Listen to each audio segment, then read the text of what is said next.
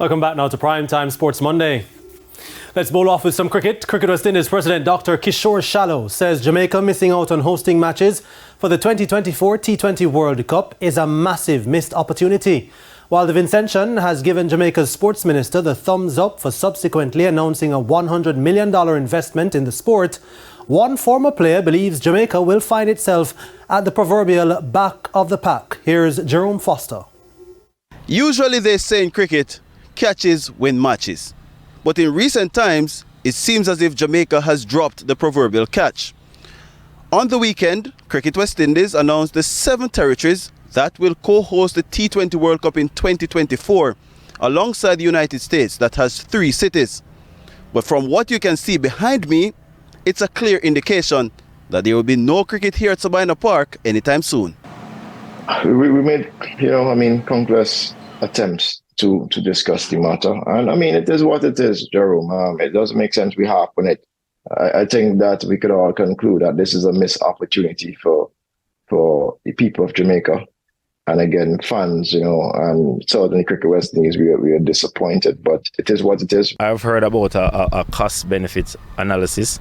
I don't know what would have informed the costs or the benefit analysis, but from what I know and what I've seen working within West Indies cricket for the last maybe 20 odd years, I think the decision not to bid is not the wisest one, I'll put it. President Dr. Shallow says based on what transpired in 2022 at the World Cup stage in Australia, the 7 Caribbean territories could be in for a major economic boost. The facts are there, that in the last World Cup, which was held, the last T20 World Cup held in Australia, you're talking about over $365 million in revenue. Right, the budget alone for this World Cup next year is over $100 million.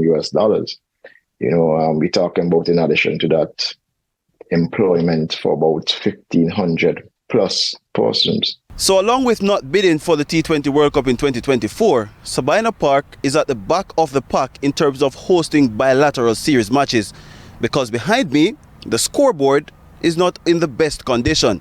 And with the T20 World Cup, it would have aided the infrastructural development. Based on the statement that I saw, it's excellent if they could make such investment in grassroots cricket as well, right? I would hope and be optimistic that they would go even further to enhance Sabina Park, so that pretty soon Jamaicans and others could enjoy cricket at Sabina Park. What I will say, I welcome any form of investment in cricket, so we will not the proposed amount over the 5-year period. However, if you do a proper analysis of what is needed to play cricket in Jamaica at the schoolboy level, I mentioned earlier the development of coaches and the development of facilities before we even get into the purchasing of gear for the young men and the young ladies. So in what is the largest cricket population in the Caribbean, there will be no World Cup here. But as we see it, one thing for sure that will be here is a 6-a-side football competition. Jerome Foster, reporting from Sabina Park for TVJ Sports.